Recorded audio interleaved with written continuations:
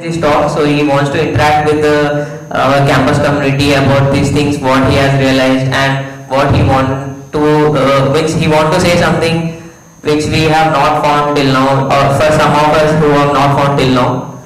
So let's welcome him. Is Ayush Ghai.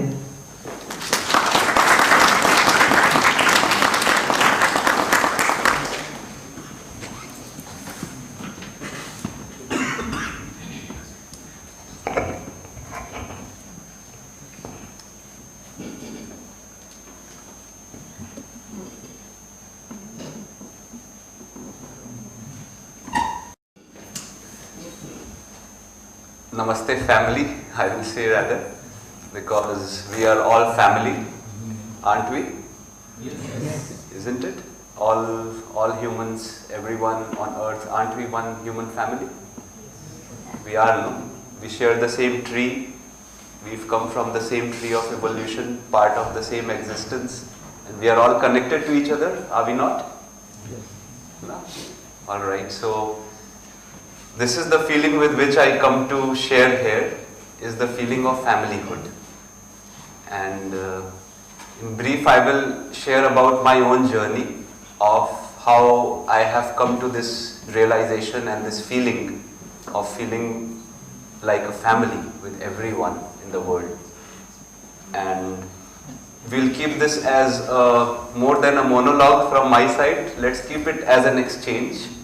And let's remember that we are here as a family, and whatever we are sharing between us is an exchange between us. It's a discussion. Whatever I will share today is just from my own realization and understanding, and is only a proposal for you. So whatever we will discuss here today is not, there is no claim that this is the absolute truth that is being shared here. We are IITians, we are part of the IIT community, the brightest minds in the world, are we not? Isn't it? Anna? We've got this. So we'll all use our minds, and together we will sit and discuss today things that resonate with our mind and also with our heart. So as IITians, we've got great minds. Let's also connect with each other from our hearts, and then with that feeling we will sit together. And alright. So I was a very normal student here in the campus, and just like everyone else, and I'm still today a very normal human, just like everyone else. And we are all humans, and we are together here as humans. We are all similar. We have a sameness between us, which we will explore today in our conversation.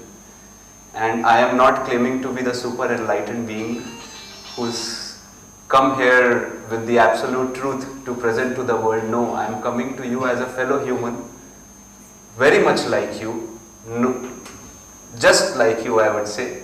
And we will together sit and dive deep into some questions. So today we will all think together. So when I was in the campus, we had a great time out here.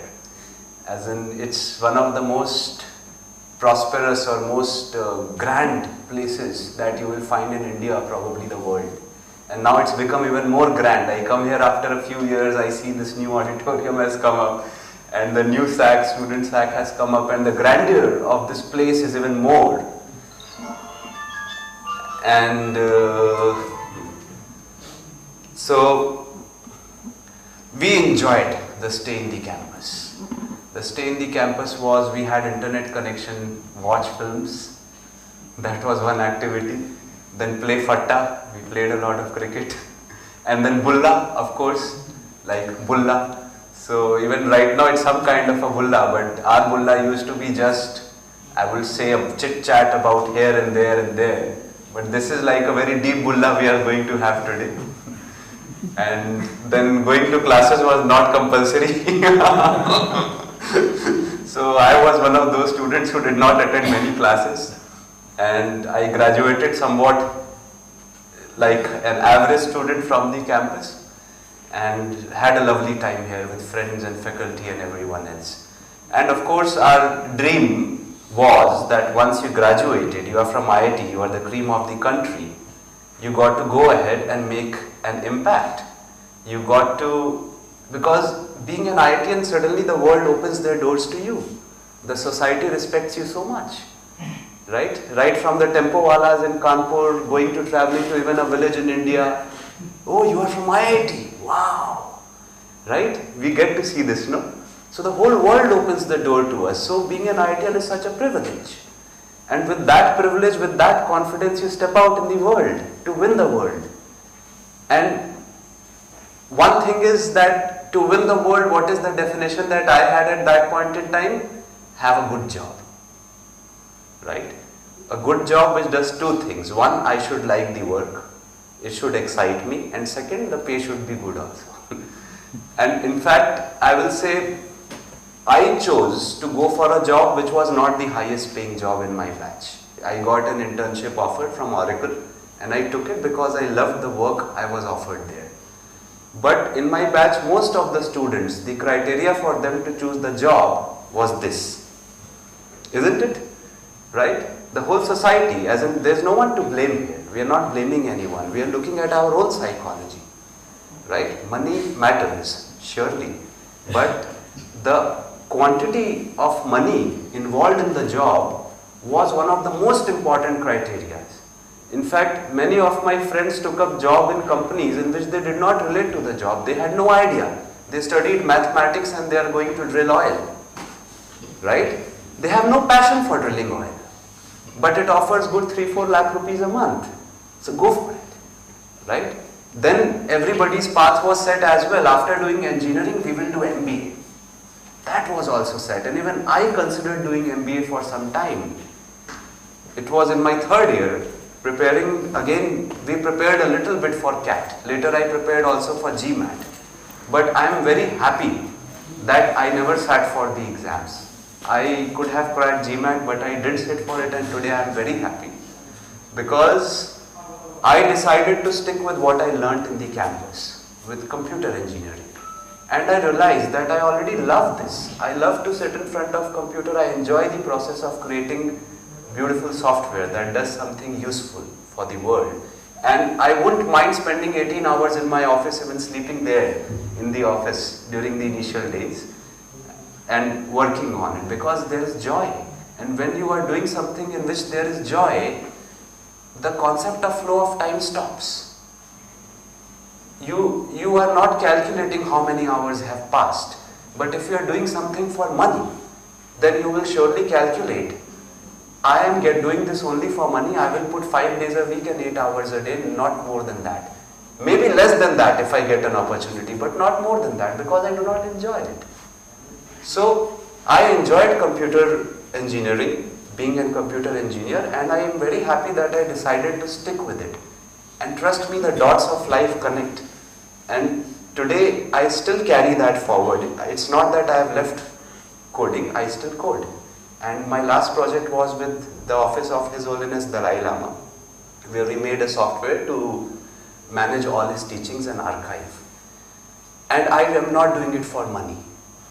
I am doing it because I enjoy doing it. I am doing it because I am serving the world with it.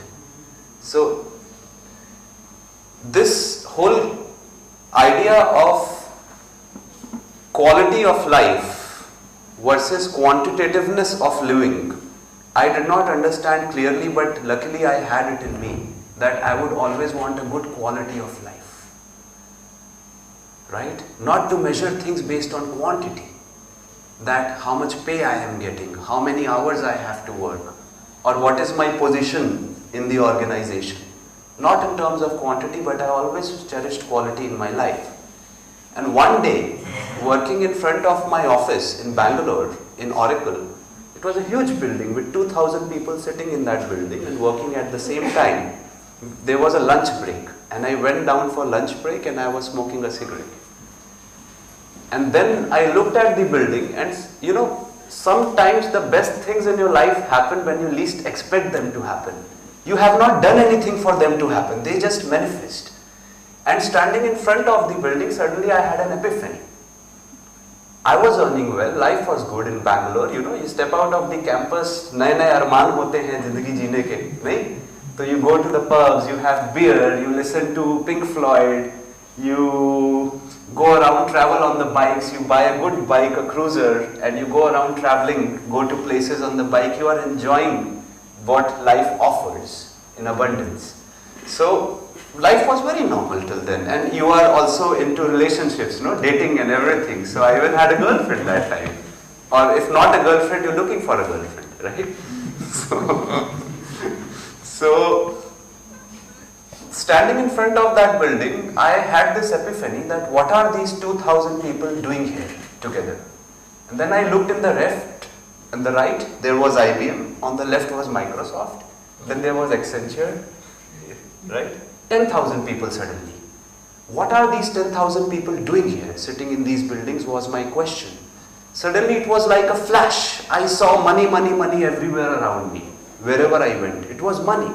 If I look at it, everyone sitting out here is sitting here because of money. I looked at the whole city life in Bangalore. Suddenly the view expanded to Bangalore and then to the whole earth. I saw that whole of humanity is like going in a spiral. जैसे हिंदी में नहीं बोलते चक्रव्यूह, मुझे ऐसा लगा कि जैसे एक चक्रव्यूह है. There is a spiral in which all of us are caught. Look at this spiral. You get a job, all right. Firstly, you do not know what is your real need for yourself and your family. You get a job because that's the prescribed formula. You've grown up with that formula. In fact, your school education, your classes, the TV, the newspaper, everybody has trained you, brainwashed you. Even your parents have been brainwashed. This is the path of life, right? If you ask a child, what do you want? Child will say, what do you want to become? He will say, I want to become happy. I heard a story recently, somebody told me, they asked a child, what do you want to become? The child said, I want to be happy when I grow up. Then the teacher said, no, no, no, no, no, no. You can't say that. What will you become? Will you be an engineer? Will you be a doctor? Or will you be something else? You got to name a profession. So then we are all trained to associate our identity with the profession we do instead of, you know, being happy in life. Right? So without realizing that what is my real need in life, we were all caught up in chasing something directionless. We do not know where to head. Sometimes we are going here, sometimes we are going there. Oh, let me try that job there in that company. Ah, here I am getting a 20% hike. Let me go here. Maybe I should go to Europe, get a job in Europe. Living in Europe will be fun. Right? We are trying. We are trying. Right? We are doing things to be happy. But are we doing things happily? I saw in that moment in Bangalore, I would look at the faces of people, I would not see the joy of life, including my own, in that moment. That where is the joy of life? You're sitting in front of screens, okay, I'm making a lakh rupees a month. Then since I'm making a lakh rupees, I will buy expensive clothes, right? Since I'm living in Bangalore, I will fine dine, I will eat in good restaurants, spend 2,000 rupees for a dinner. Because I'm making a lakh rupees, they are giving me a lakh rupees, right? Then I will of course want a good bike, right? I will go for a bullet. Why would I go for a bike for 30,000 rupees? You know, I will take a good powerful bike. Then next I will get married. I saw that, right? Because it is the prescribed formula. You got to get married when you grow up, right? And when I get married, my wife and my in-laws will also go for me because I have a good job and I am from IIT. They won't go for who I am. They'll go for my degree, right? जैसे ठप्पा लग गया मेरे ऊपर. They'll go for that stamp, not for the person that I am, right? So my wife will also probably be having a job, right? And then both of us will get married. Then we will buy a house for 1 crore rupees, a flat in Bangalore, right? Then 30 years, we will pay EMIs. 30 years. We will pay EMIs for that. Then we'll have to buy a car. Now we are 2 people working in 2 offices. So we need 2 cars. And then if we get 2 cars, then will we get a Maruti 800? No. I'll think about it. Let's get a good, comfortable car, maybe a cruiser. One of them should be a cruiser. Okay, the other one can maybe not so much. Another loan for 10 or 15 years. Right? So then credit cards. You are given credit cards, take loans, no problem. Take loans, take loans, take loans, take loans. Right? Spend, spend, spend. So I saw this whole cycle of earning and spending. A never-ending cycle. In this whole cycle, I saw everyone, 10,000 people around me are caught up right now. And there's no out of it, because once you've taken a loan, once you are deep into it, it's very difficult to get out of it. In that moment, I decided for myself, I will be free from it. Because for me, freedom in that moment felt like the most precious thing in life. I wanted to be a free man, a free bird. And that moment I promised to myself, I will take a life journey which takes me towards freedom. I had no clue what freedom is. In that moment I thought maybe being free from the 9 to 5 job and being an entrepreneur will bring me freedom. Alright? And in next few years I went on that direction. From Oracle I took a job in ixigo.com. I was the third engineer. Now there are 300 people in the company. And it's by alumni of IIT Kanpur only. Alok Bajpai, Rajneesh Kumar. 2002 graduates. So I joined that to gain experience so that one day I will start my own startup and then I'll be a free man. I'll make millions of dollars. That was my plan. Okay, I'll make a few $1 million and you know the whole tech industry, Facebook and everything, it takes off. Microsoft, IBM in technology, you can make a lot of money. So my plan was that I'll make good money. I'll have many people working with me. Alright, and then I'll be free of a foundation of 9 to 5.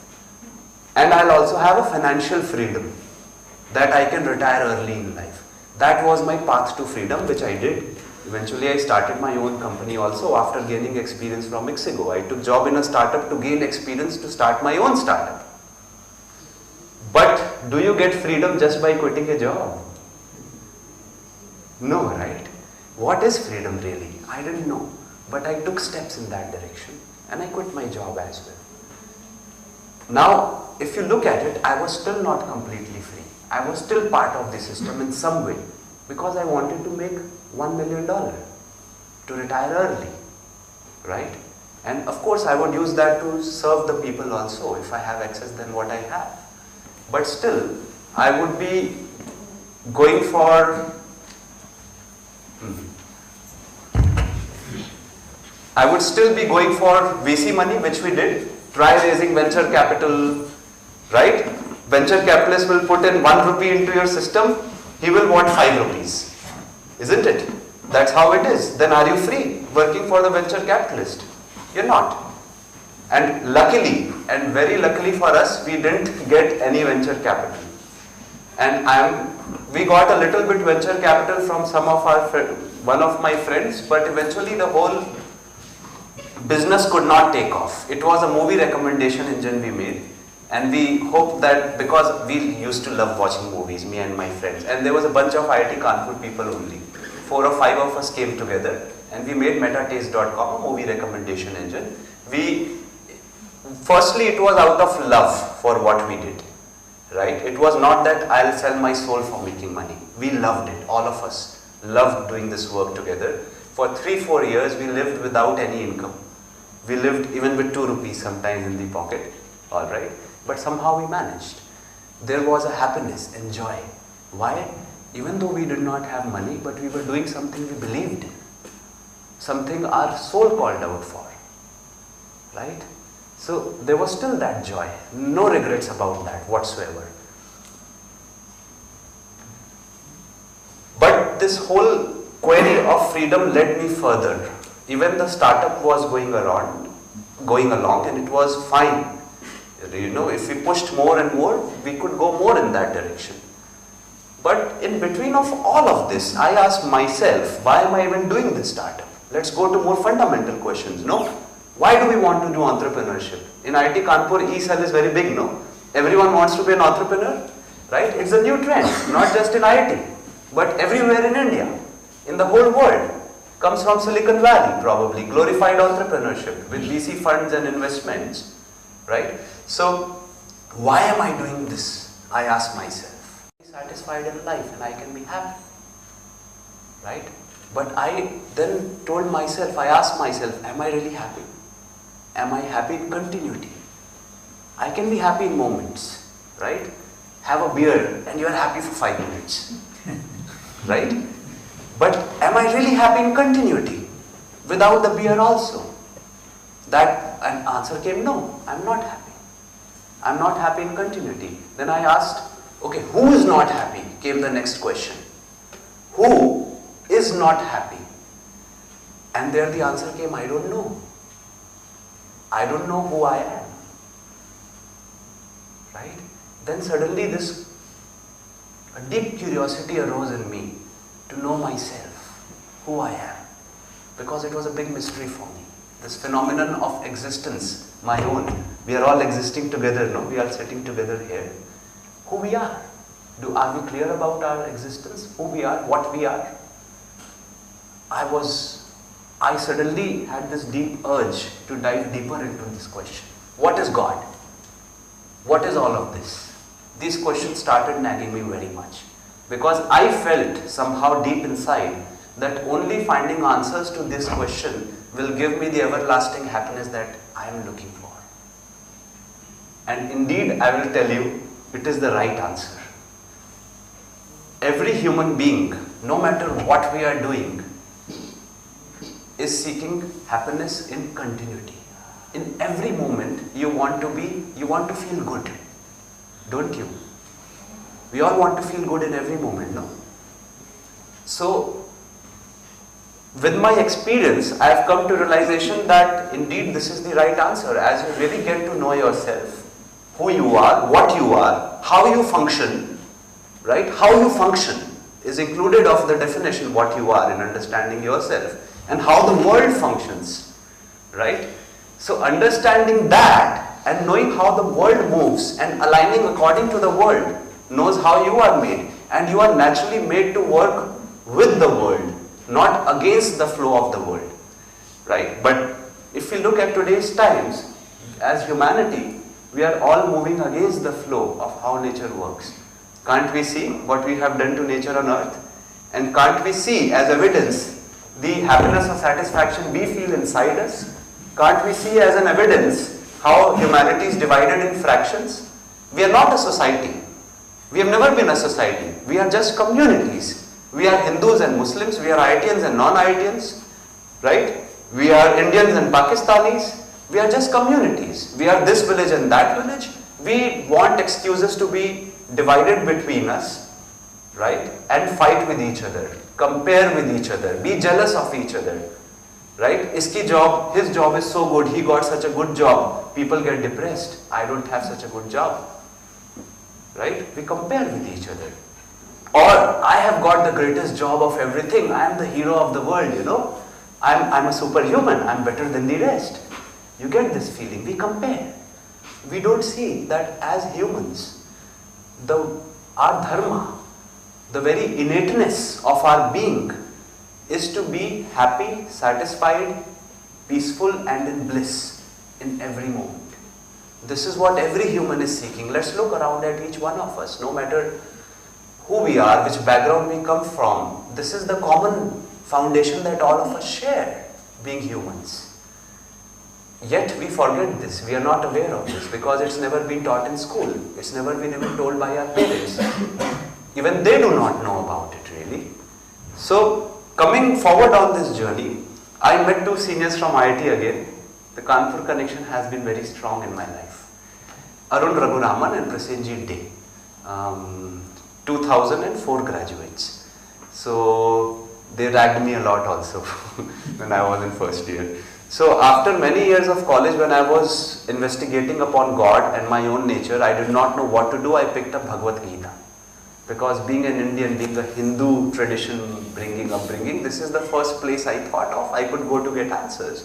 And I was reading that. Then suddenly one day I get an email from Arun saying, how are you? After many years, 3 years or 4 years of being in touch. Right? And I say, Arun, and I don't know why.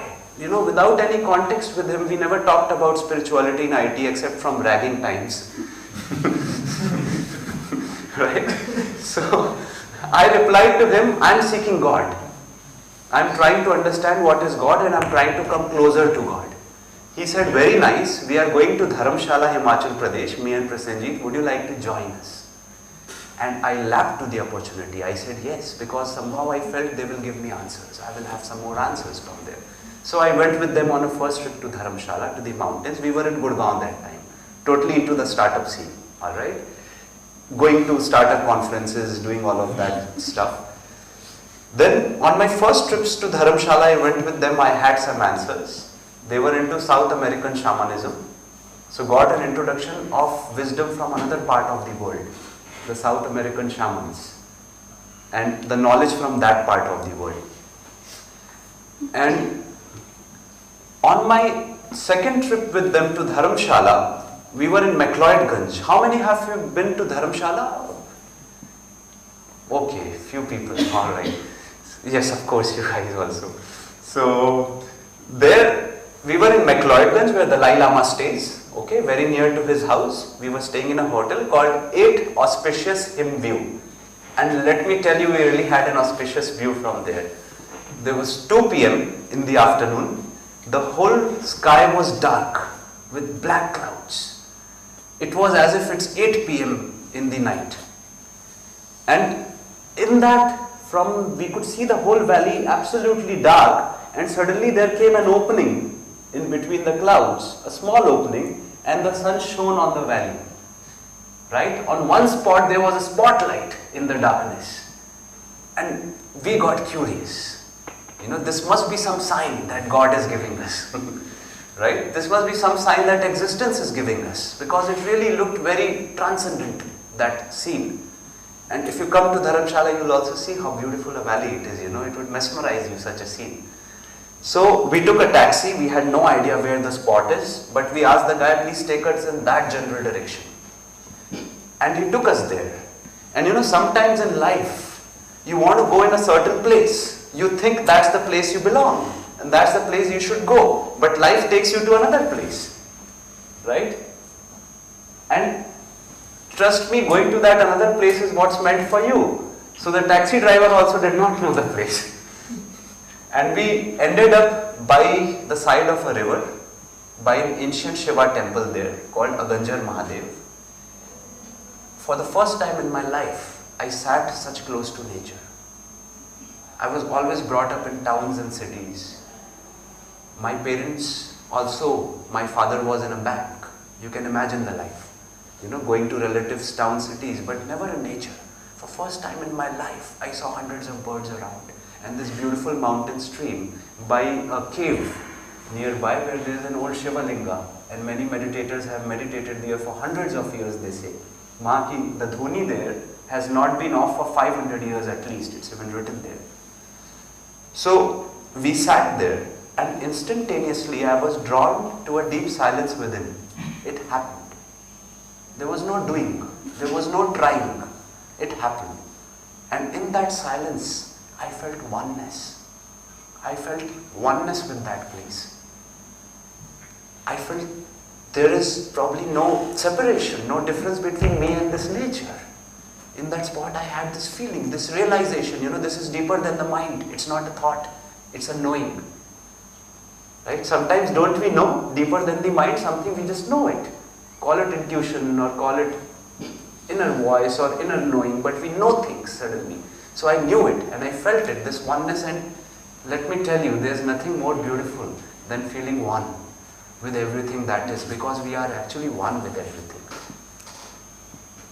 And in that moment came a voice to me, this is where you belong. And I knew it. I knew it clear. Absolutely clear, clearer than anything in that moment, that I really belong here, with nature in this spot. And so life happened that within 1 month, I was there. Gurgaon, all packed. I had 2 more colleagues with me. I brought them to see Dharamshala. Even before we entered Dharamshala in the bus, they were smelling the air, alright? And they were smiling. And I knew that they have also agreed to come here. And then all 3 of us moved to Dharamshala. And we found a very nice house also called Gymkhana.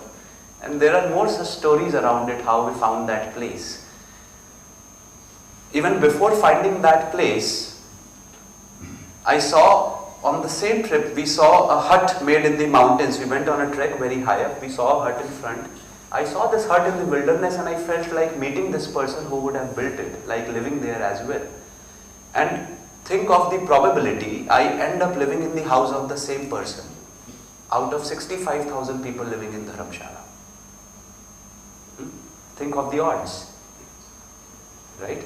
So 1 out of 65,000, I landed up in his own house and his house was called Gymkhana. So we started staying there. And think of more odds, that Gymkhana where we were staying was by the same river where I had the calling.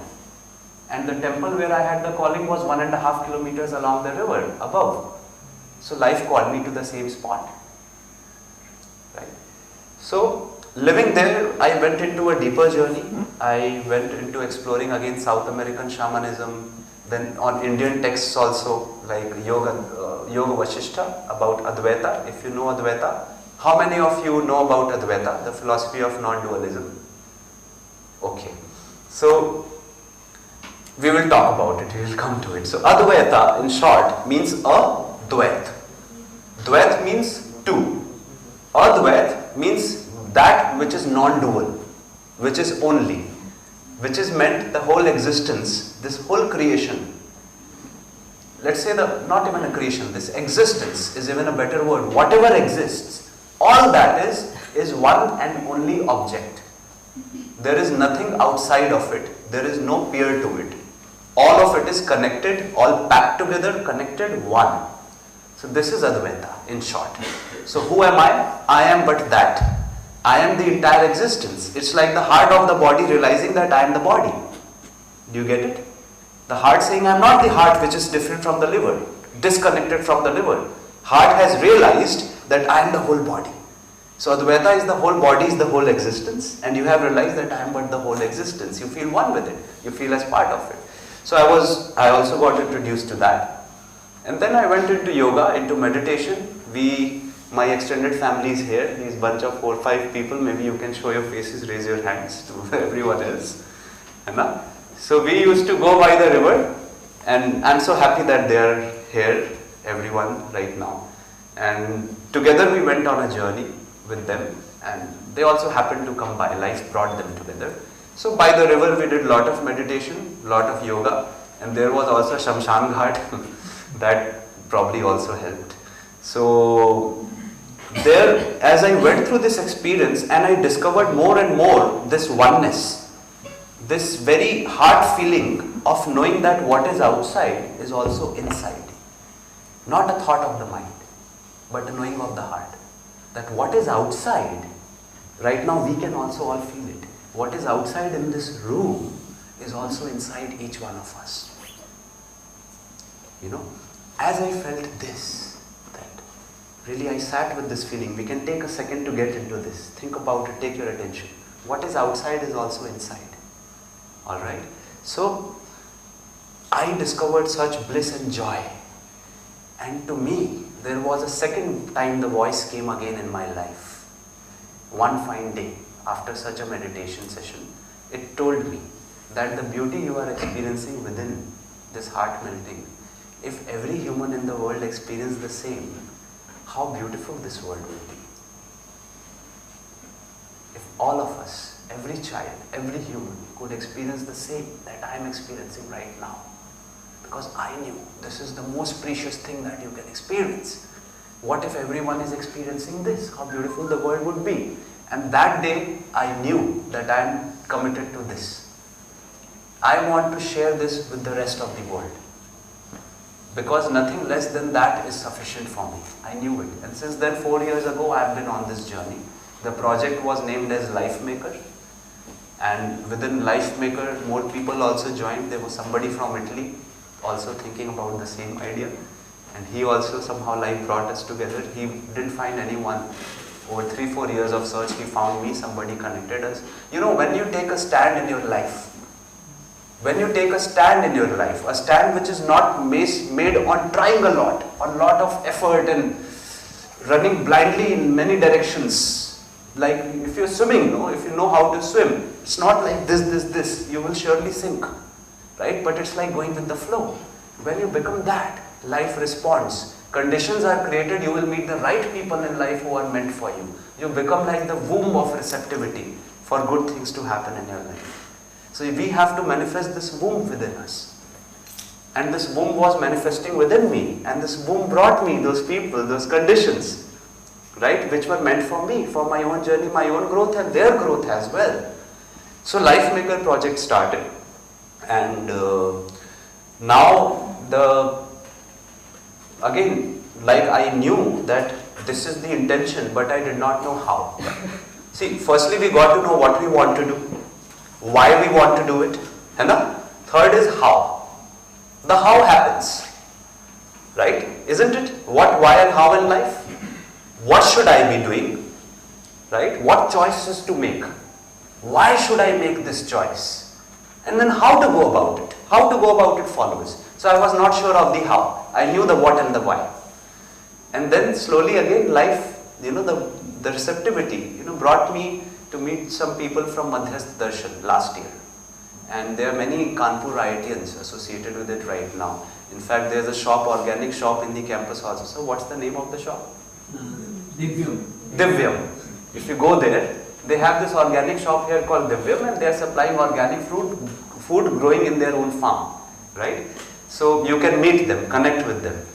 So I got introduced to this, and this person called Nagaraj Sharma presented to humanity the complete human resolution. How to be in continuity of happiness, resolution and abundance all together. Because alone it cannot be.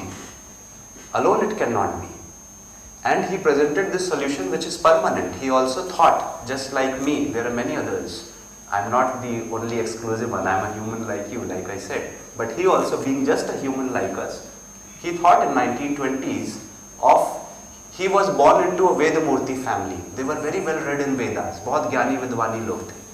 But he thought that India has such a beautiful tradition of such spiritual knowledge, but in society I do not see evidence of it. Right? Are we seeing evidence of our spiritual knowledge in Indian society? No, right? So he asked why. It's a very good question. We should ask why. Why hasn't it manifested? Then he looked to the West also, to Britishers. Britishers were there in India. Then he looked to materialism. The other side, either there is spiritualism which discards the world and the materialism, or there is materialism which discards the consciousness of life, right? He looked to that also. He looked at all the materialists, and then he said that are they happy? No, materialists are not happy. Probably they are even worse. So then he said that so far society, humanity does not have a resolution.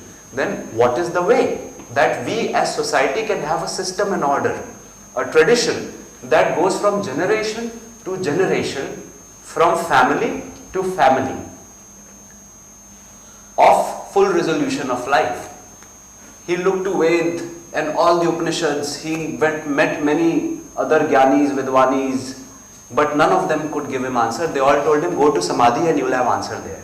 That was the final answer he got. After reading all the books, he was done. Go to Samadhi, you will have answer there. So when he got answer with no one, so then he said, okay, let me go for Samadhi. Then in 1950, he went for 10 years in Amarkantak, in like literally a cave almost. His whole family opposed him. He said, you are idiot, what are you doing? But only one person in the world supported him, that was his wife. So with his wife, they both went, and for 10 years he left. He was an Ayurvedic doctor, Nadi padhte the. He left all of that, and 10 years he went into meditations. All meditations he tried. And he says that from my 10th to 12th year, I started experiencing a continuity of voidness for 16 to 18 hours in a day, and I did not lose the state of consciousness for 2 years. After 2 years he concluded, being in this state and verified by his wife and his family and other people around, that I am indeed in Samadhi. But he said, when I was in Samadhi also, I had no answers because I was thoughtless. What is Samadhi? Samadhi is cessation of unnecessary desire, thought, right, and hopes. He said, I was thoughtless, but the answer to the how has to come with the mind also, right? The mind works out the how, no? With the soul's attestation. He did not have answers. So then he realized that I will myself have to think about it. So he thought a lot for next with complete resolution, very practical resolution which brings together materialism on one hand and our consciousness aspect of life together. That is the complete resolution as a human, because as a human, who we are a life which is conscious, alright, with a body, isn't it? Because we are with the body, we are living on a physical world, we will have physical body related needs. We cannot deny them, right? At the same time, we have our conscious needs, which are probably even higher than the body, because body's physical needs are satisfied, but you are sad within. Doesn't it happen? It happens, no? Even the richest people are sad many times, isn't it? So we clearly know that getting a high paying job will not make us happy in continuity, right? So with this, he came out with complete resolution, which brings everything together, and in a very scientific way, in a very scientific and objective way, he looked at existence and explained it. Alright. So, which is what I got introduced last year by somebody, and that gave us clear direction for Lifemaker.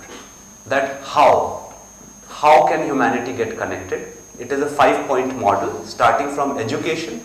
Right now our education is only creating clerks. Lord Macaulay in 1857 wanted this only, right? After the revolution, he wanted to rule India by the mind, right? So Britishers brought this education which creates you to be a machine in the factory of capitalism, which was my revelation in Bangalore also. How we are part of this big factory, products and consumers both of capitalism. So, okay, let's create this. And so, but education, what must be? One is skills. Skills means how to live. I am a great mathematician, it's a skill. I am a good engineer, it's a skill. Education is about knowing how existence is.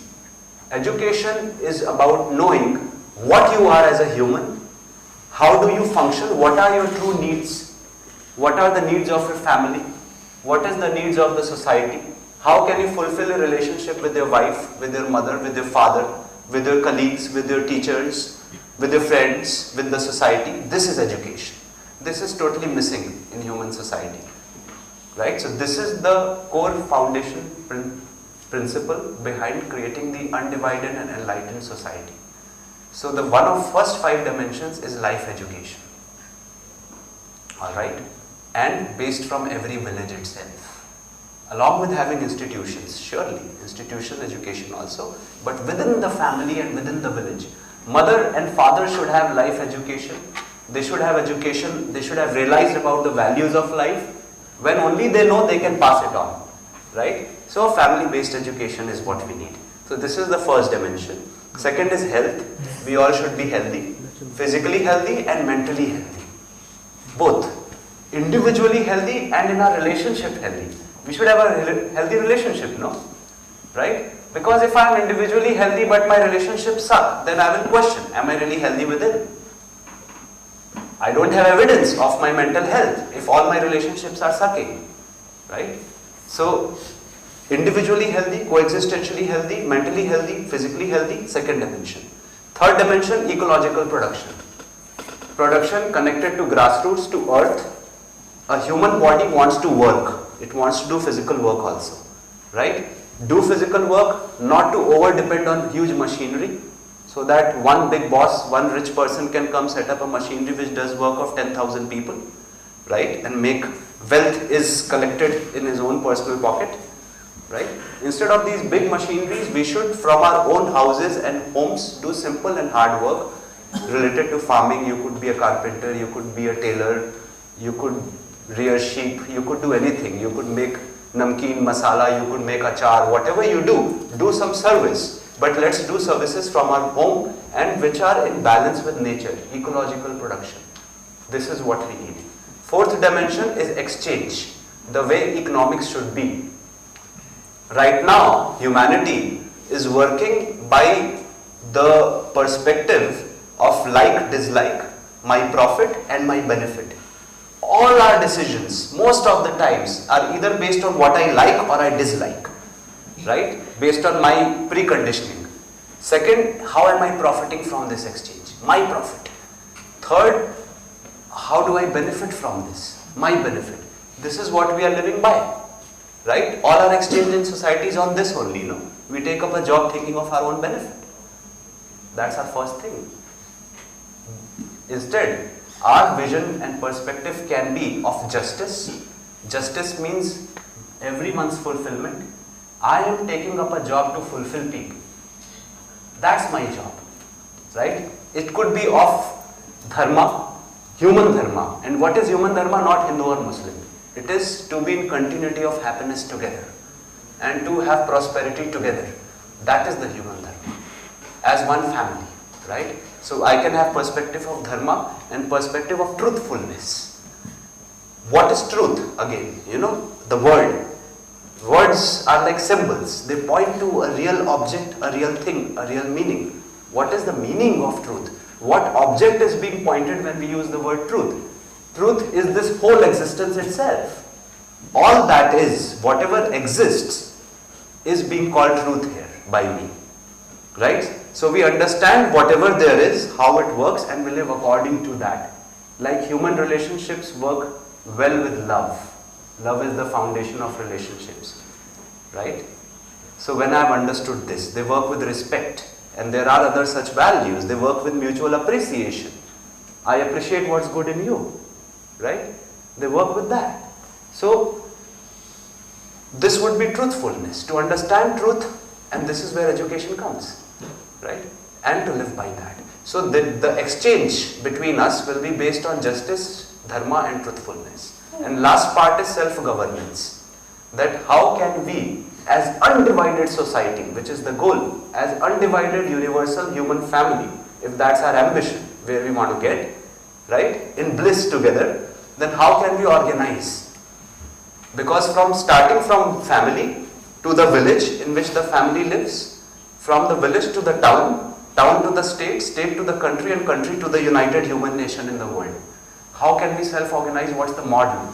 What's the constitution? How would it be like?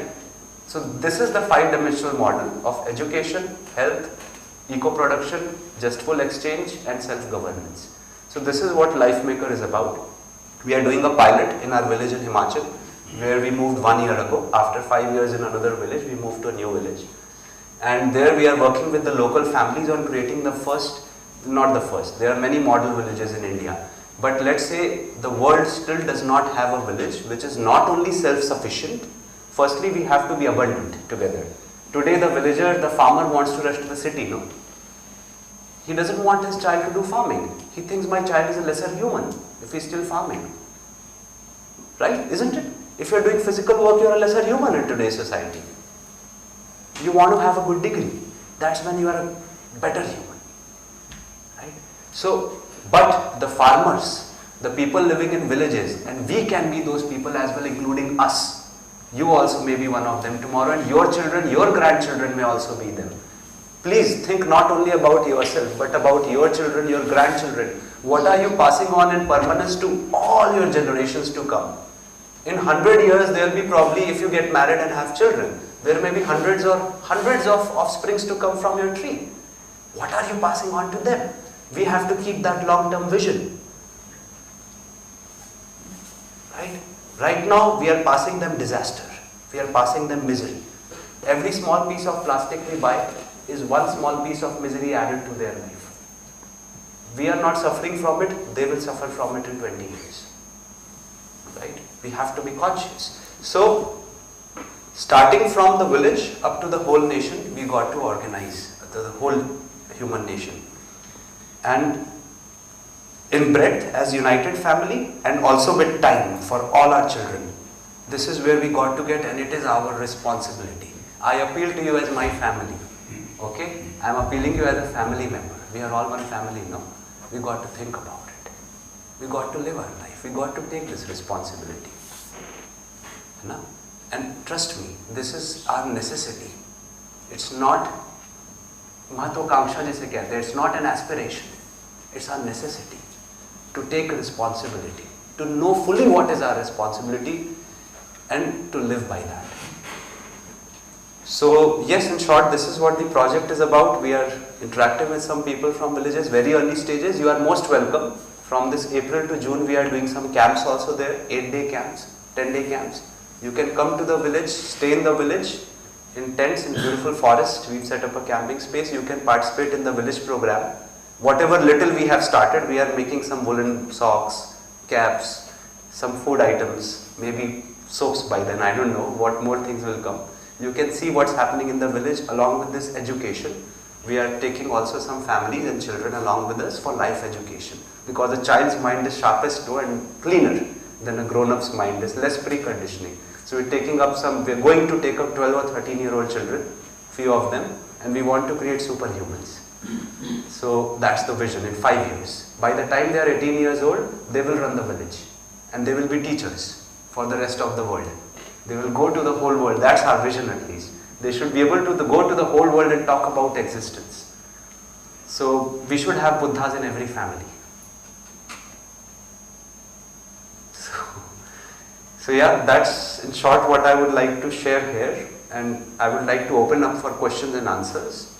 If you have any question, any curiosity about what is existence, what am I, right? And anything about what is an atom, how does energy, what is energy, we can talk in very scientific terms also. We can also talk in sociological terms, in economics also. I've studied economics also. We can talk about how economics should be. So please, about relationships, about anything, about love. Yes. So you talked about 5 things, but what I find is there's something missing in these 5 things. As far as as I thought about this thing earlier as well. So Indians were living like this, following this model for years, I think for 1,000 years maybe. So they were self-sustained and they were doing things safely and correctly. But what happened to them, that some people had more physical power or some other techniques with them, and they overpowered, and I think the system was brought down. So because the religions that we are following were not developed technologically, and then some people who have technology, they overpowered us. So when we follow this philosophy right now with these 5 principles that you're talking, it's not sustainable if we don't have a defense or something like that. I think you got my point. Yes, absolutely. You got it right, and this must include defense. Let's call it safety, precaution, nurture. That we should be safe, our economy should be safe, our environment should be safe. By using plastic, we are creating a safe environment? No. Right? By having an exploitative capitalism, is our economy safe? No. Right? So our relationship should be safe. By not having understood how relationships work, is our relationship safe? No. So safety is important in every aspect of life. So you are absolutely right. We must, from physical world to conscious world, we must ensure safety of every aspect of life, and it is part of the whole program. Exactly. So now people have moved technologically, and if you are educating people not to be such technologically robust, then how would they be safe from the others who are being technologically advanced? Okay. So see, firstly, we are not against technology. We've been using technology throughout, and actually human cannot do much without technology. Even casting iron is technology. Technology is good. There is nothing wrong with technology. We've just overused it. We've used it to create missiles and nuclear bombs. Right? And big factories which take jobs of hundreds of people. There used to be the ghodawalas early on. So ghodas, the horses, served a thing for us in society. Right? But now since we have cars, all the tangas are gone. Horses are not needed. Similarly, today there are taxi drivers, but Google is making automated taxi. So all these taxi drivers will be gone, just like horses, useless, right? Every job will be done by automation. Then what are we doing, right? So then the thing is to have a balance. In life, everything needs a balance, right?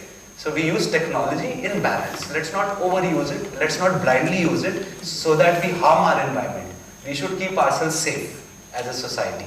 Yeah, but there's an assumption that everyone will follow the same philosophy. If everyone not following the same philosophy, then you might be stuck in a bad dilemma. Yes, absolutely right. So what is very important, we use very important word, the assumption there. right? There is something before that should come before any assumption in life. We live life based on assumptions, right? But are those assumptions based on knowing? If you look at there are four basic steps that happen. There is knowing, then there is assuming based on the knowing. Like I know that water boils at 100 degrees. So I will assume that if I am boiling water, when it will reach 100 degrees, it will boil. Right? So then assumption has come from my knowing, not because you told me, or not because I imagined it in my creativity. Okay? So firstly, our assumption must flow from knowing, and then once we have the right assumptions based on knowing, we will know how to fulfill them. Okay? So firstly, we are not expecting every 700 crore people to suddenly change overnight. Even if we work on ourselves, it takes a long effort. Now, even I am on this journey still, and it takes, trust me, a huge long effort to work on your own self. So firstly, let's know this, that not 700 people will agree, and there will still be people who want power. And you talked about history of humanity. If you look at our entire history, and India was really doing very well.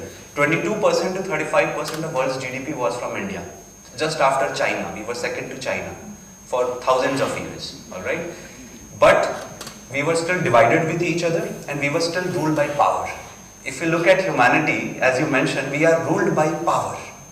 First the power was with the king. Because we used to fight with each other, one person came and said, I will protect you. I will set up an army. And the common man trusted him to protect their farms. Right? He got the power. Second came the religion. Christianity, Hinduism, all of these religions. What they promised to the common person, we will give you happiness. Like even our talk is based on that, right? Pursuit of happiness is the universal human pursuit, right? So with this assurance, like the common man trusted in the religion. But even those guys, after they got famous, they also went for money and power, right? When Buddha came, all the Hindu big pundits resisted Buddha, no? They even tried to kill him. So then the third power came now in today's time is with capitalism. Now today's power lies with the big companies, isn't it? Aren't the big companies more powerful than even the governments? Right? Money is driving everything. So humanity, and only humanity can do this. You know, dogs work with power. The most powerful dog rules the pack. Right? Animals work with power, and so far we will live with animal consciousness. Humans can live with wisdom.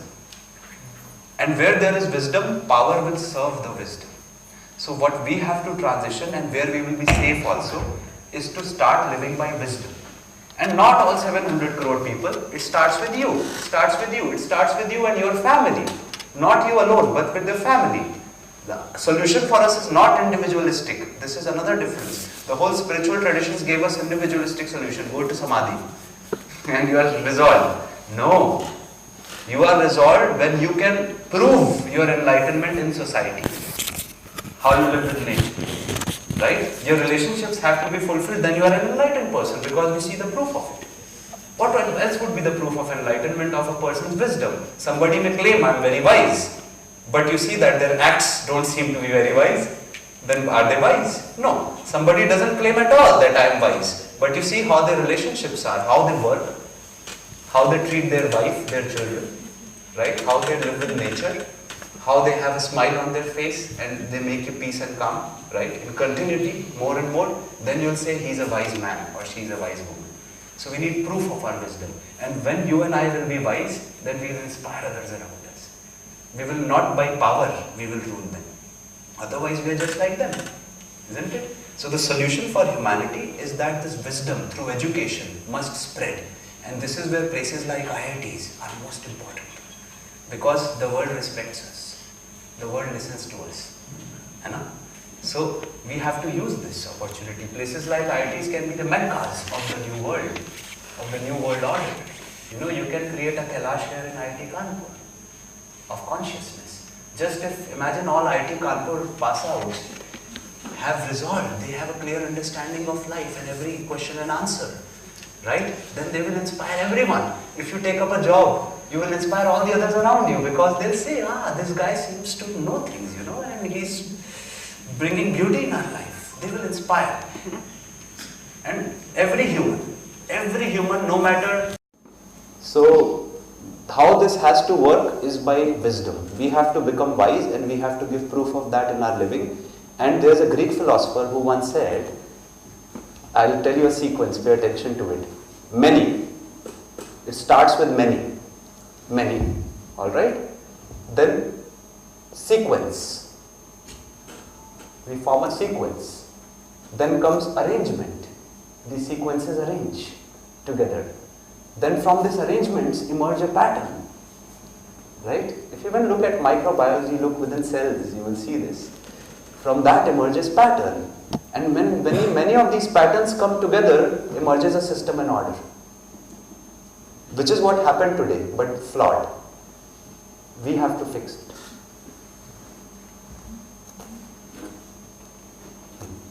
Why does Einstein said everything is relative, except the speed of light?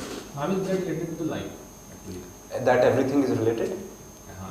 Yeah. So the question is about how everything is related, or is it not? The speed of light is constant. Why is that out loud? The speed of light is constant, that's the thing. Because I saw some videos of Einstein that's very inspiring. How he thinks, that is very good find. So how can I explain this? Okay. So we mentioned two things. One, everything is related and speed of light is constant. So firstly I'll answer on speed of light. Okay. So speed of light is constant is based on the observed phenomenon in this existence. What the human has observed from Earth, based on that human has concluded that speed of light based on these observations in my sight seems to be constant. At the same time, many scientists say that during the very initial formation of this universe, right, speed of light was more than what it was. Einstein did not commit at the quantum level. Right? Einstein did not talk at the quantum level. He contradicts with the quantum. Yes. So let us just say, based on the macro phenomenon that we observe from our observable universe, very important, there we see that speed of how energy travels, even gravitational waves, how they travel seems to be at a constant value. But we cannot conclude that this surely is the case in the entire existence. Maybe there are some other worlds or some other parts of existence where the laws are slightly different, because it's all about conditions, you know. Different conditions are created. In fact, there's theory in quantum science which say that the whole existence is bubbling with infinite possibilities every moment. Right? This Big Bang which we say was a quantum bubble that expanded, because this particular out of infinite possibilities that start manifesting, this particular Big Bang led to certain conditions which built upon it and it led to expand. So there may be other such Big Bangs happening all the time. Well, in the spirit of open-minded inquiry, just because I have not seen something, I must not deny that it exists. It's very important. So all we know is, based on what we have seen, that speed of light is constant. And everything is related? Okay. So an atom's electrical field is inversely proportional to square of radius, the strength of field at any point. Same for gravitational field of Earth or any object. So if you think about it, right now where we are sitting, where each one of us sitting, please feel the electrical field of every atom in existence. It's reaching you right now. It's almost zero. As the radius tends to infinity, the value of strength of electric field will be almost zero, but not exactly zero. Right? So right now, each one of us has the reflection of every atom that exists in the whole existence. Even beyond the observable universe, if there is something, we are feeling the effect of it right now. Even science says this. So then everything is connected. Even scientifically, if you look at it. And when you feel it in your soul, in your heart, you feel bliss. What is the particle wave theory is there? So how is that like the stone? How is that it is the particle? How is the wave related? Okay. So, a stone, if you start looking with the lens of science, how scientists have looked at the quantum level as well, if you go look at the atoms level, they have not been able to see with the eyes, but they observe the behavior of atoms, right? And from this behavior of atoms, it was found out that even an atom has 99% space inside it, right? So those atoms have come together to form two kinds of combinations, either solid or liquid, gaseous, liquid or solid. So even a stone, we are perceiving the stone based on our configuration of the sensory apparatus as solid, right? To a wave of light it is not solid, it passes through it. It does not feel the solidity of the stone, we feel it, our body feels it, right? But it is actually, most of it is space. And if you look at it, wave or particle, whatever you call it, I have also thought a lot about it. So ultimately, it is energy. So it is energy only. If you see it in one way, it appears as a wave. You see another way, it appears as a particle. Right? But eventually it is but energy and vibrations of energy. In fact, the whole existence, is there any place in existence which is not made of energy? Would anyone have a proposal like that? The empty space. Oh yes, the most important. Very nice, you're bringing up the right points here. Right? Okay, now my question would be, can something be made out of nothing? I think an universe has something dark and something empty there. Because between there is isolation. So Einstein comes to that isolation, so he comes out that there is some isolation. Because I think is connected, we are connected. Einstein comes there should be an isolation should be there. So he said there is empty space. I think that's the So the question is again very fundamental. You're right. As we observe, things pass through the space. It is transparent. And the space does not do anything, like an atom does things. Right? The space is inactive and inert. So it appears empty. It appears empty, but is it really empty? That is the question. Because if you think very simple terms, my question again is, can a thing, now what is a thing? A thing is that which exists. That is being called a thing, no? So can a thing made out of something which does not exist? Like it can after some time. Be made of what? Made of atoms. Yes. Atom and space. So But it's a thing. Is space a real thing? Because see, all this material nature exists in space, means space is a real thing. It's a thing. So can it be made out of nothing is my question. Can anything be made out of no thing? Like absolutely nothing. Not even space. I have a different question altogether. So how can we help with this Lifemaker project, or how do you like us to help with this project? If there is any scope for that? Yes. So we'll come to the space shortly because it's very important. But to answer your question quickly, most important is to understand together.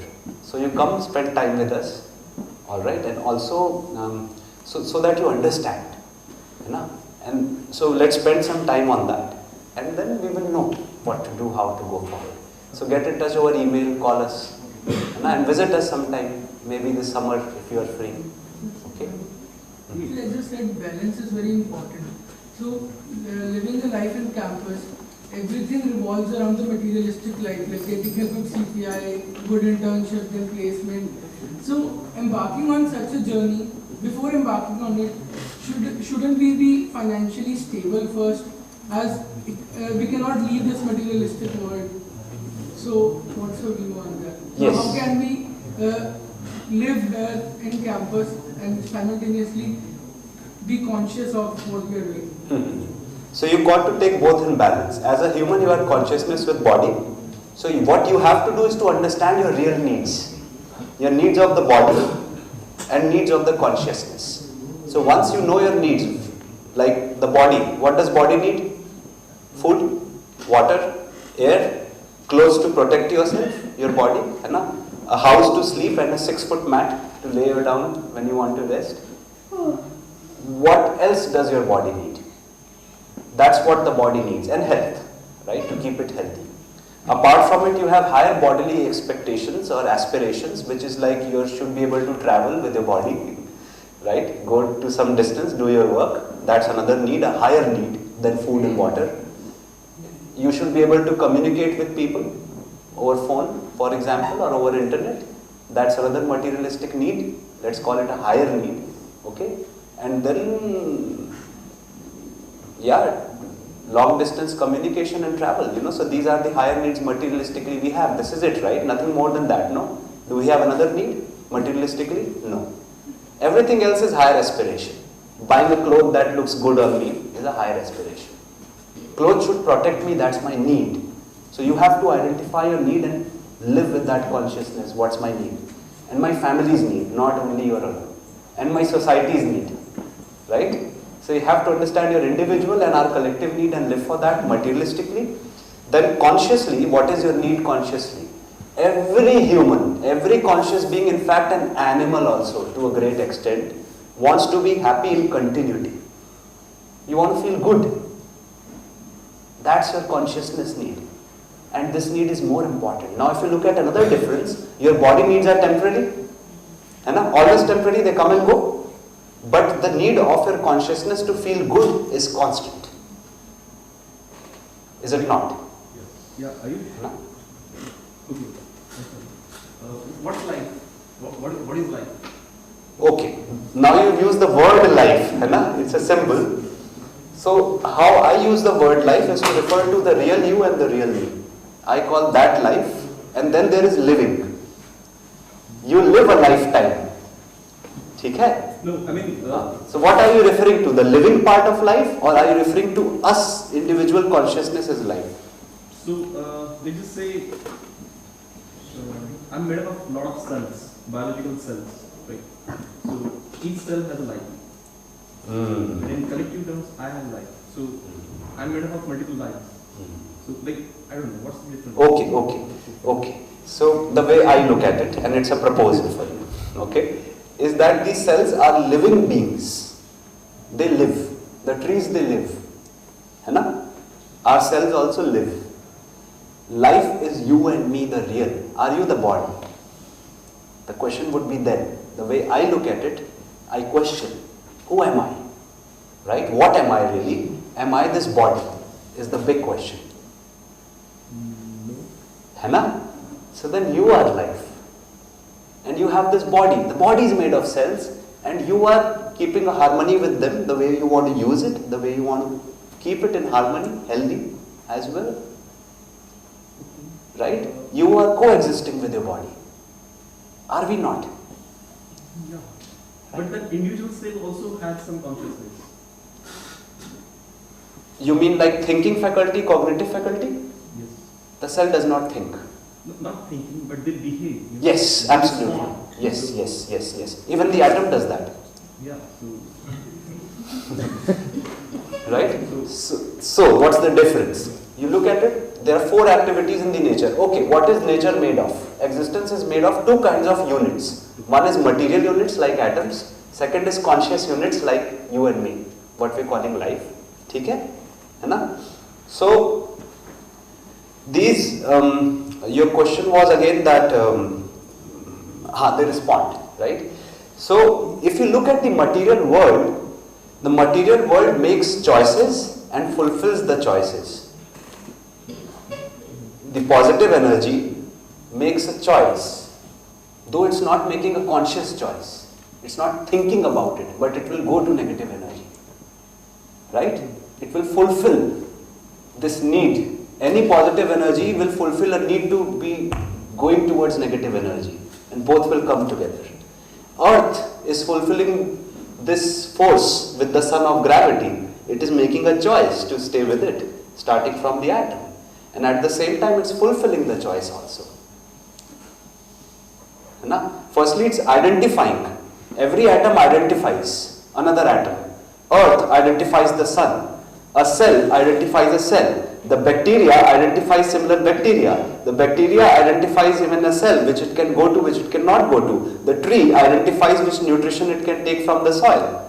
So whole of material nature does 2 kinds of processes: identification of the relationship around and fulfillment of the relationship. Make sense so far? Now what does conscious nature do? Conscious nature also identifies relationships and fulfills it. Like with our family, we do it, for example, or with nature. We identify mother-son relationship, we fulfill it, right? But there are two steps more that we do along with it. The first one, which most humans are not doing right now and animals surely don't do, is knowing. So if you look again at conscious world, on earth there are two kinds of consciousnesses. One is animals, second is humans, right? So the animal consciousness, along with identifying and fulfilling, animal consciousness also does assumptions. That's a third thing which gets added. Assumptions, they come before identification.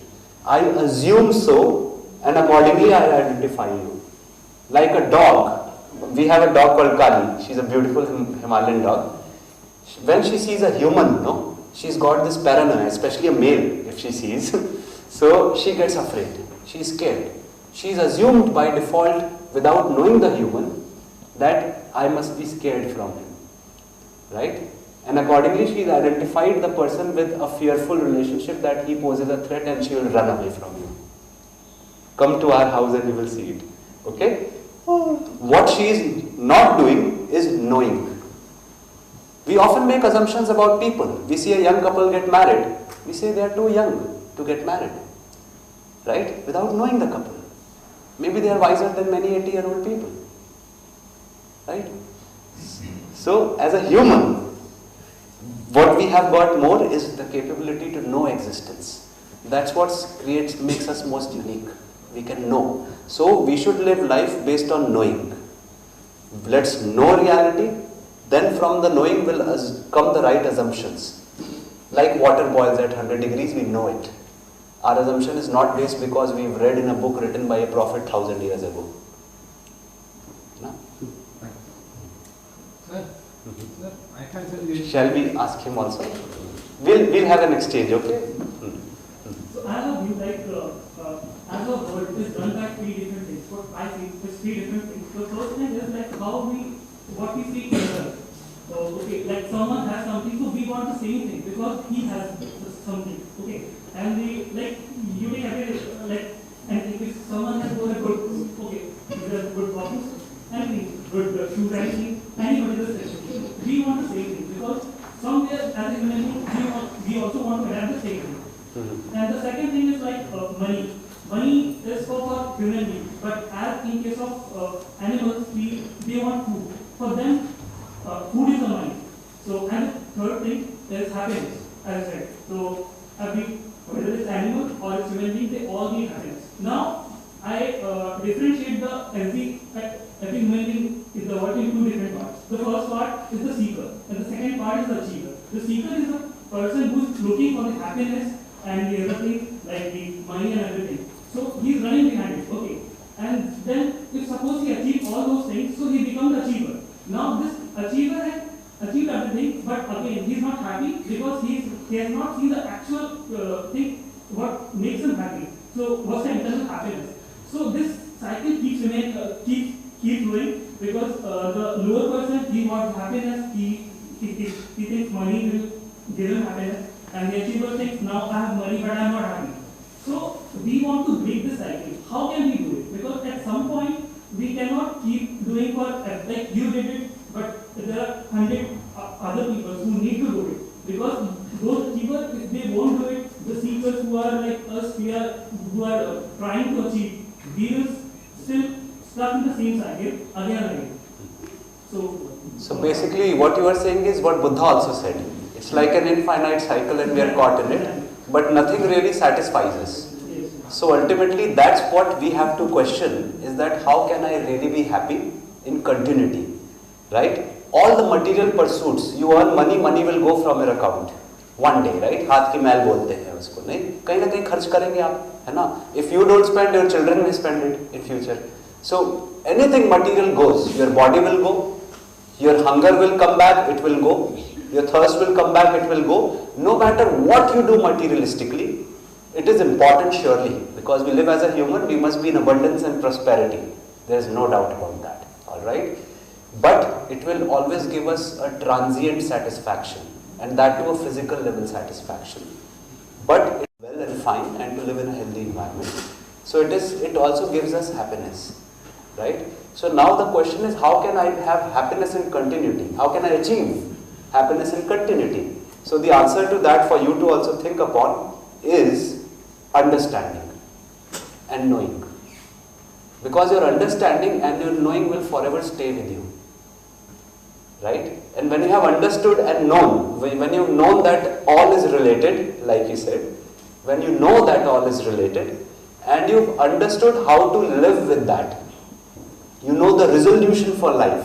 When you'll have a clarity as a human, in a human way, that as a human with this materialistic body also and with a consciousness, what is complete resolution to all my physical needs and consciousness needs, individual needs and relationship needs. Once you know it, and maybe your family also or your friends also know it, together you will fulfill your needs together. Conscious needs and material needs. And you know, material needs will get fulfilled. This we are anyway doing in the world today, at least many of us. But our consciousness needs is the real challenge. In fact, every human in the end is seeking the happiness in their consciousness. And that will only come with the right understanding, because the knowledge is what stays with you. Rest everything goes. This body also will go. Yeah, so sorry to interrupt. So even the body goes, so when the mind, which is the body, has a knowledge, right? Yeah, so even the body goes, when knowledge goes, right? So how do you say that knowledge is permanent? Okay. Well, one we can surely agree, at least for this lifetime it is. है ना? उसके बाद क्या हो तो मर के हमें पता चलेगा. है ना? उसके बाद भी people have talked about it. है ना? And you may have your own personal experience and memory. But let us say, even if there were to be that your consciousness stays even when you don't have the human body. Let's say that death is death of the body and detachment from the body, if that were true, with a clause, okay?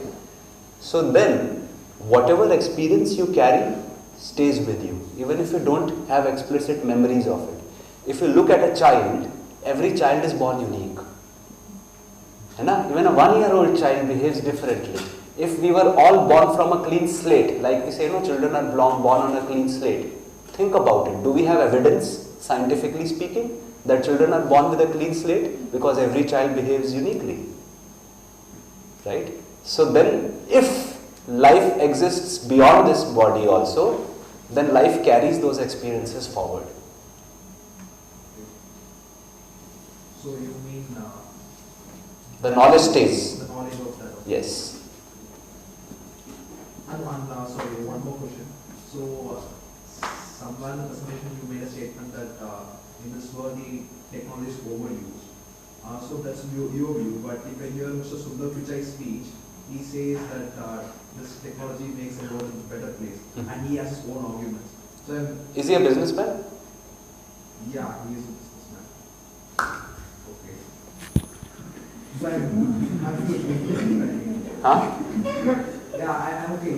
He's a businessman. Yeah. So he'll make big machines, which will do jobs of thousands of people, and he will make money from it. Okay. Versus there is somebody like Jamshedji Tata. He's an industrialist. He's creating industry. He's doing it for the society. It's a trust he runs. It's not his personal income. Right? He will use technology wisely, and my brother is working with Tata Steel. So he knows things from inside also.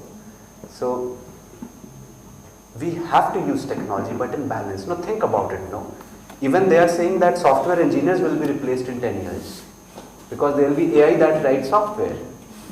So then what will all of us be doing? Even software engineers are out of the scene. First, we will chuck all the taxi drivers out of scene. People in Google, they'll make automated taxis, taxi driver work, gone. Then making food. They're already making food from machines, big helicopters and whatnot. Automated drones are doing the spraying in the farms now. Not a single human is involved in farming. Then they will make planes also with all the machines, right? Not a single human may be involved in making the plane also. So what will humans do? How will you earn your living? How will any human earn their living, right? Because we earn a living when we create something of value. And when all the material wealth of the world is held by few people who have power through technology, through money, then you and I won't have access to land to grow tomatoes. Right? You and I won't have a job as a taxi driver also. Because these people will have used technology to do everything. So then what value you and I will create? So technology is good. It's useful. We've always used it as humans. But we haven't used it in balance. And also we're creating missiles. The defense research, so much money spent on creating these bombs to kill each other. Right? Is this good use of technology? You should ask Mr. Sundar Pichai this question. Then you should also ask, this technology will make everyone useless. In 30 years from now, even software engineers won't be needed anymore.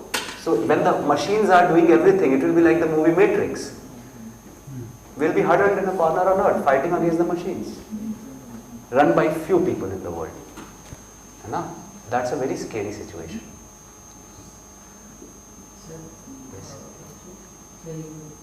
If as a body we are getting and we are perceiving the things, what happens in nature. So, but as a the cognitive process, but as a cell, it doesn't have any cognitive. So, how does this work? Sorry? How does we are getting perceiving the things and all the things, but how does a single cell doesn't? The cognitive behavior. Yes. So, if you are saying why does an atom or a single cell does not exhibit cognition? Why doesn't it think on its own? So firstly, if you think about it, you're asking why is it, that why does it not do that? The answer to why will be, honestly speaking, even I don't know. Because we don't need a why for everything. This is a very scientific, we can even ask why does existence exist? There is no answer to that.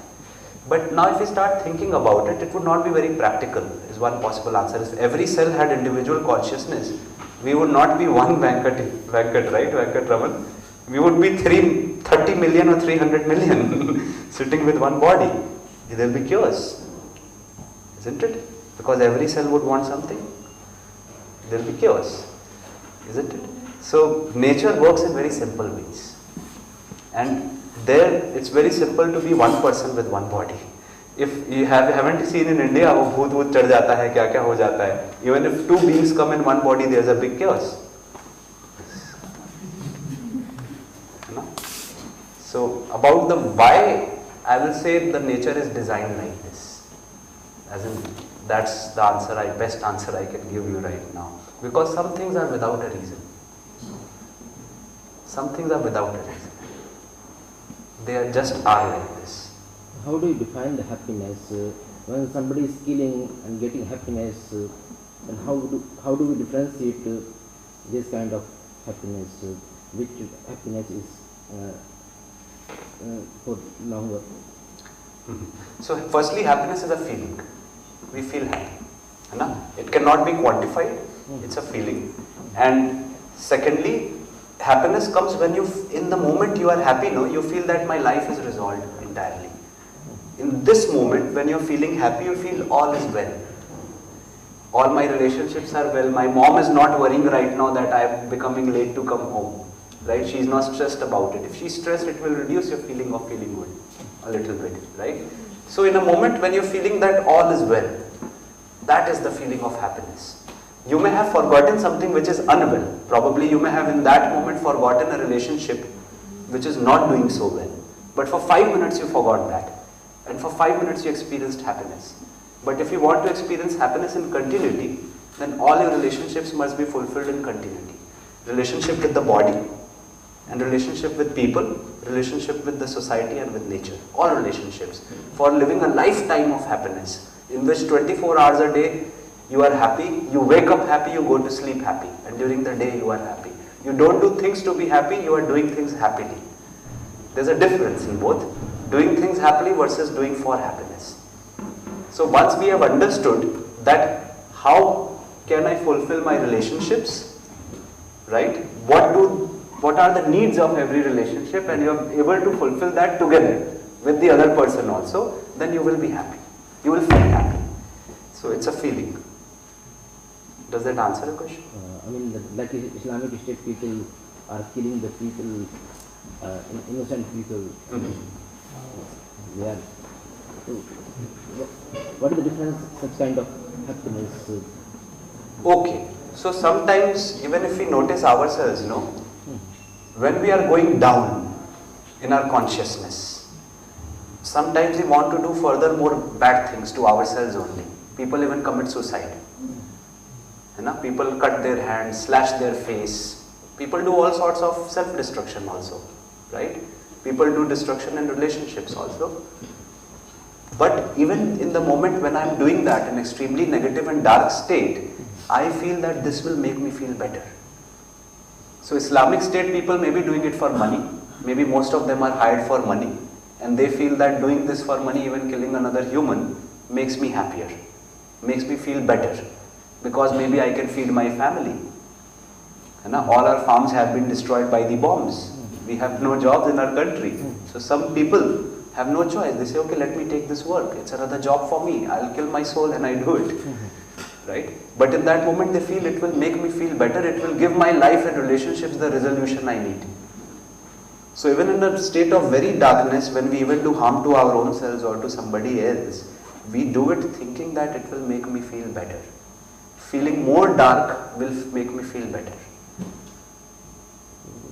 But it doesn't really. How somebody knows that it's a right choice or wrong choice?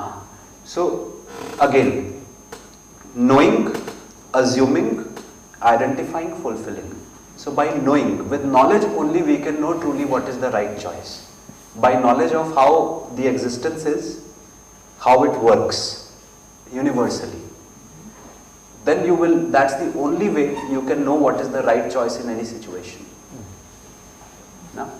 And for example, if you are standing on a terrace, right, and you have a very beautiful, happy family, or happy in your life, you will not jump from it. You have the choice to jump, but you will not jump. You will know that it is not the right, because me leaving this world right now will cause a lot of misery for everyone, and I don't want to go right now for good reasons. So you know it.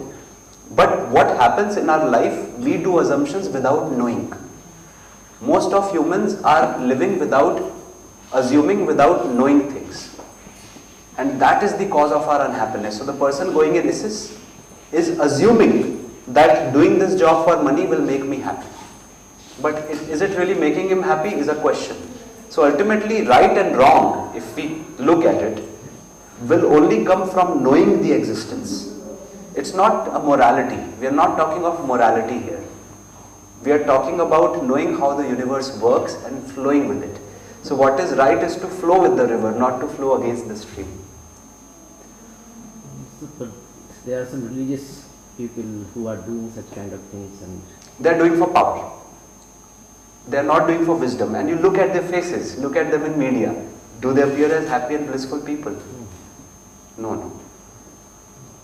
So they are themselves not living with wisdom. They have assumed that I must have power, it will make me feel better. But they don't have the knowledge of existence yet, even though they claim to be religious and spiritual, but their knowledge is yet to be perfected. If it was perfect, they wouldn't be doing what they are doing. What is your opinion on Osho? Osho used to say that he can live with a luxury life and as well as a spiritual life simultaneously. Yes. Osho did a beautiful thing. He showed to the world that you don't have to renounce material and abundance to be a spiritual person. It comes together. Every human must, and every family in the world must have abundance. And that we can have only when all of us share abundance together. When we don't hoard, I should not be doing a job to make crores of rupees for my account. Because my body needs unlimited. I need only 2 rotis. My family needs 8 rotis in a day, right? So let me save enough that I can feed them more than this if needed. But I cannot feed more than 2 rotis, for example. But I must still have extra, which is abundance, so that I can feed my neighbor. Or I can give a loan to somebody to start a new business. Right? We must have abundance. IIT Kanpur is a place of abundance, isn't it? Aren't we all enjoying this abundance in the campus? This must be. That's how human life will be really fulfilled. We must have abundance. It's a beautiful thing to have. But abundance has been wrongly defined. It has been defined as hoarding. Millions of rupees is defined as abundance. No. If my need in a month is 5,000 rupees to feed my family, including my travel, our travel and all the higher needs, internet also, giving a number. Let me earn 8,000 rupees. That will be abundance. What is the relationship between the spirituality and religion? And? Religion. Religion. So, religion has been so far defined as the way to live, which is somewhat correct also in a way. The way I understand dharma or religion is your innate pursuit which cannot be separated from you. Like a property of any unit. You look at water. What is water's religion? You can understand. You look at material nature. You can identify its religion. Matlab, that property of that object which you cannot separate from it is its religion. For example, this matter, every atom, its religion is to be, to exist. Can an atom cease to exist? Can energy cease to exist? No, it is being. You can never separate from it. Its dharma is to exist. The religion of plants and vegetation order, prana order, is to grow. You can, every plant will grow. Every cell will reproduce, bacteria will reproduce. Isn't it? We cannot separate from it. It's inseparable. The religion of animal order carries forward the other two religions, is to be like atoms because it is made of matter, the bodies, is to grow because animal also grows, their body grows and they reproduce, generation to generation they grow. And the third thing is the will to be alive. Every animal, you cannot separate, no animal wants to do suicide. Spirituality can be achieved without any religion. Is it necessary to have any religion? Like I said, okay, Hindu-Muslim religion is another thing, but our religion as a human can never be separated from us. It's beyond necessity. It is like this. You cannot separate your religion from yourself. And what is your religion as a human? It is to be happy in continuity with your society and family.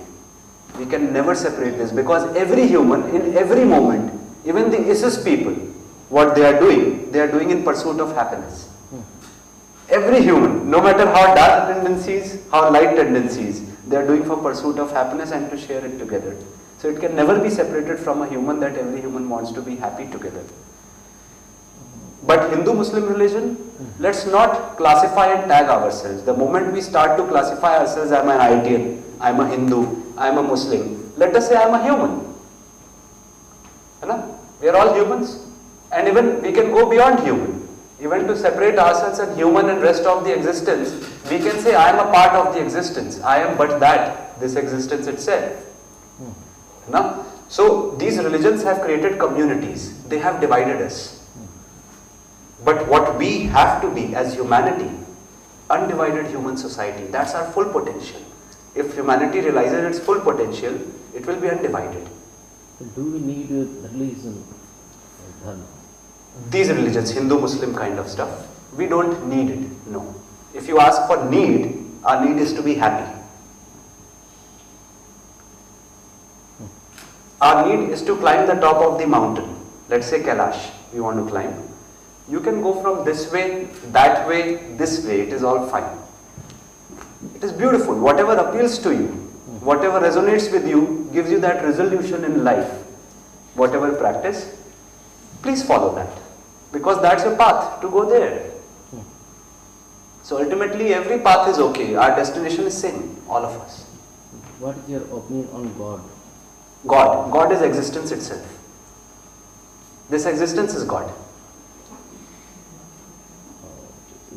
Is there any power that is running the entire world? I'll answer just this and then coming to you. Very important question he's asking, no? Is there a God? Is there a God which does something? Like a higher power which has cognition like you and I have, which thinks and which fills colors in the wings of every butterfly. Right? No, there is no such God. There is no God who does. This existence is God in which things happen. It happened. There is no cause to it. Like we said, no, we should not give cause to everything. We invented God because we always look for a cause. So human invented God because there must be somebody who made this ant, who made this person who made this atom, there must always look for a cause. And we are also living in the process of doing. Now, why did human invent God? Because human himself likes to do job, do this, do that, do.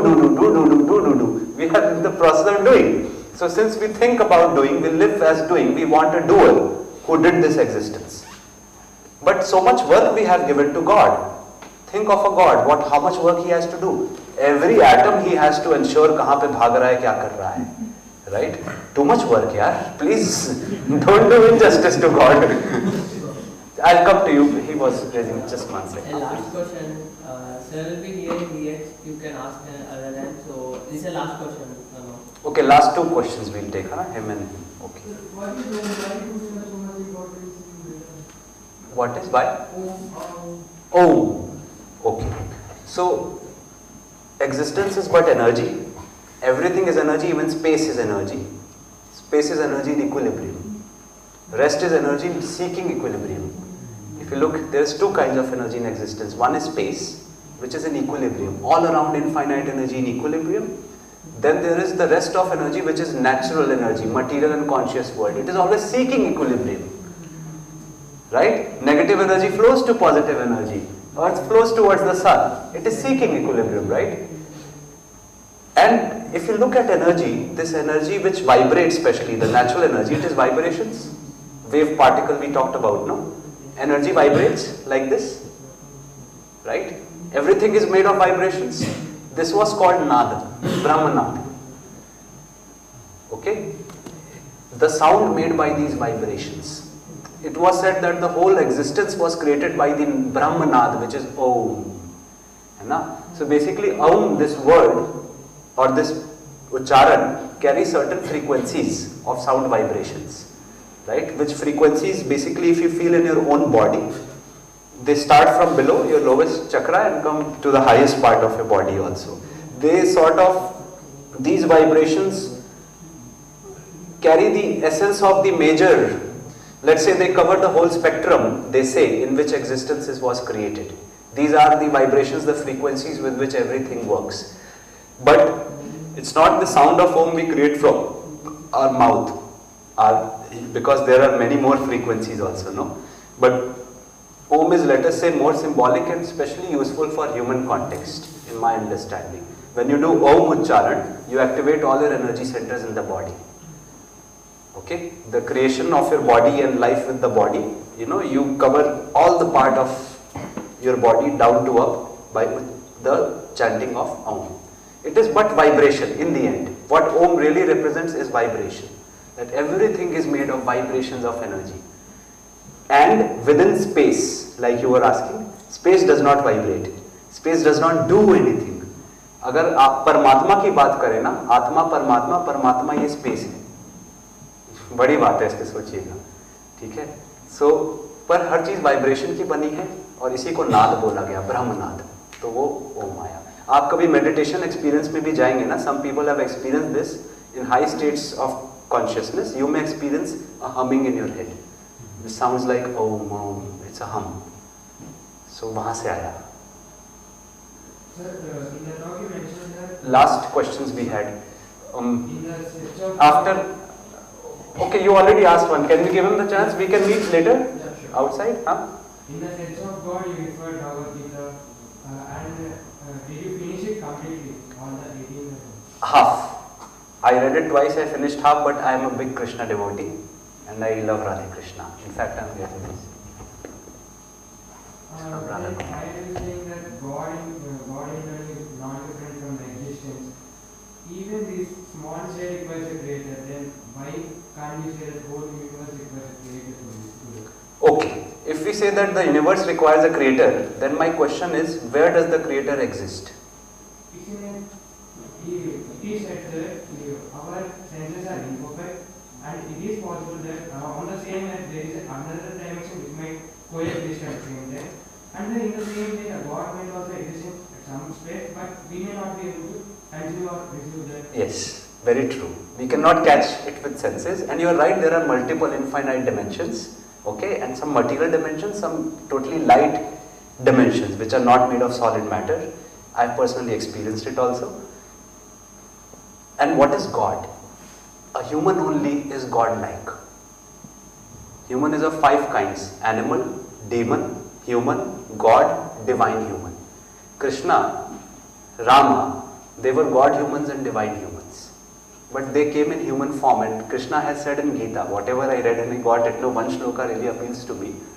Those of you who have understood of me as this form have not really understood me. You are still seeing me with your senses.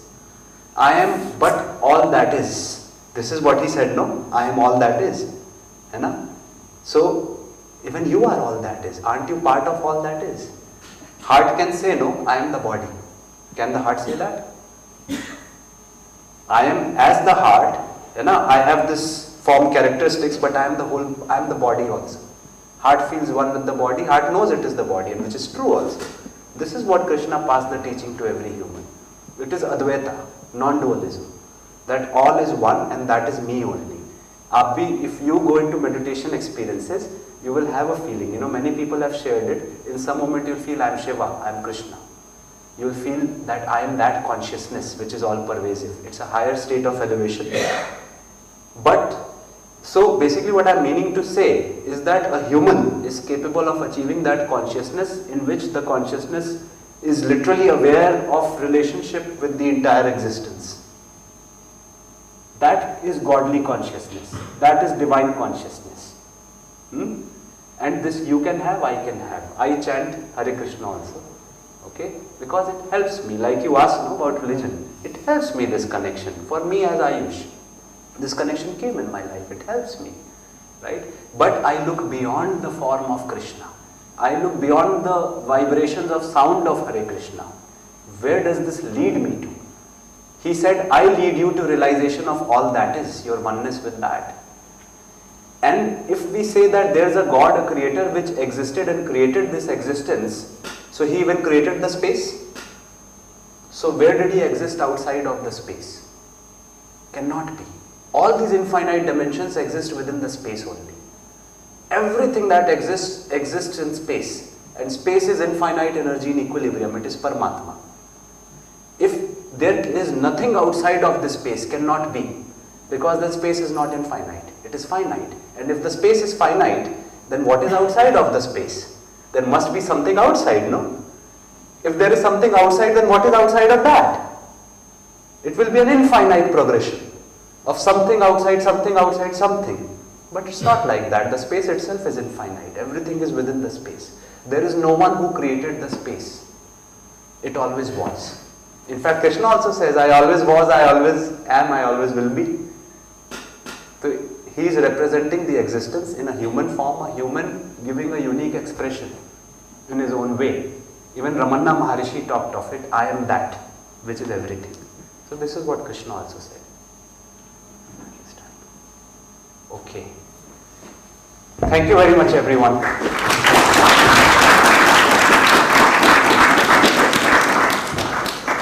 So, taking this forward, as in, please check the page lifemaker.us, and there's my email ID on the poster also. You can get in touch with me, and if you have any questions, I'm always happy to interact. And I'll suggest also meeting Madhyas Darshan people out here, also some very good people in Kanpur, in Bithur, near Mandana. You can pay a visit to them sometime, or they keep coming here, you should interact more. If anyone is curious, please come to Dharamshala this summer for 10 days, take out 10 days for a fuller understanding. In one session we cannot have so much exchange, but there we can go much deeper and wider together. And I'm always available on email and phone if you really need it. Alright, thank you very much. And please think about it. We must all think, and we must continue this in our life. Right? Please think about it and live this way. Your answers will come to you, no? Whatever comes to you, live that way. Whatever I shared is proposal. I am not claiming absolute truth. You have to arrive there yourself. But truth is one and only. Every human will ultimately arrive at same destination, whichever way we take. Okay, thank you very much. Thank you, sir.